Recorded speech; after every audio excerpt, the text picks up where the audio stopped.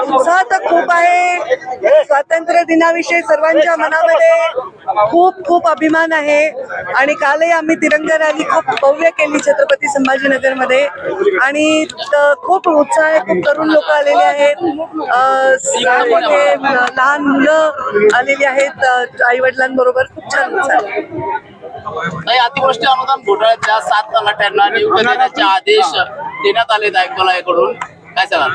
आता मी मागेही सांगितलं होतं, याबद्दलची चौकशी पूर्ण होईल आणि योग्य न्याय दिला जाईल. कोणीही असो त्यांच्यावर कारवाई केली जाईल. असा दावा केला जातो की जे पैसे परत करतील त्यांना नियुक्त देतात, म्हणजे असे दावे मी ऐकले नाही. तुम्ही कुठून ऐकले त्याचे सूत्र मला सांगावे, मी चौकशी करेन. जिल्हाधिकारी कार्यालयात आदेश आलेत मॅडम, त्यांना नियुक्त देण्याबाबतचे.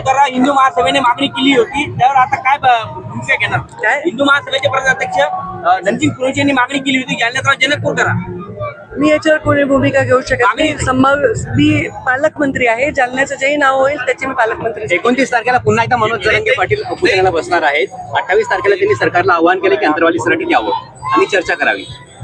तर त्यांच्या आव्हानाला सरकार सकारात्मक प्रतिसाद देईल. मंत्री आपण जाणार तिथे त्यांना जाईल ना नक्की. पालकमंत्री चालू आहे त्यांच्यावर, म्हणजे 1-1, 1.5 लाख पहिली दुसरीसाठी आहे.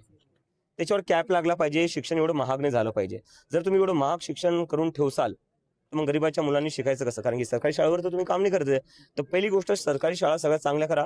ग्रामीण भागातल्या सगळ्यात आधी चांगली करा, कारण की ग्रामीण भागातले जे मुलं मुली आहेत ते पण या देशाचं भविष्य. आणि दुसरं, ह्या प्रायव्हेट स्कूलांनी खाजगी शाळांची लूटमार लावलेली 1-1, 1.5 लाखाची पहिली दुसरीच्या फीसची ती थांबवली पाहिजे. त्याच्यावर कॅप लावा. अभियानाची सुरुवात पाहणी करणार होता सध्या संतूक पिंपरीमध्ये केली आहे.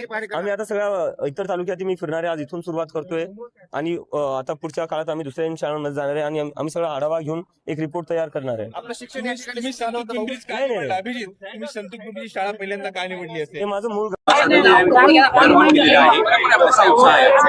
उत्साह तर खूप आहे.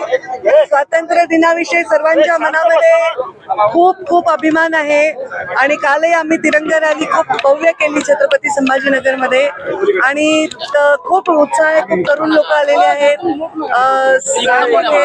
लहान मुलं आलेली आहेत आई वडिलांबरोबर. खूप छान उत्साह आहे. नाही, अतिवृष्टी अनुदान घोटाळ्याच्या 7 तलाठ्यांना नियुक्त देण्याचे आदेश देण्यात आले आयुक्तालयाकडून, काय सांगाल?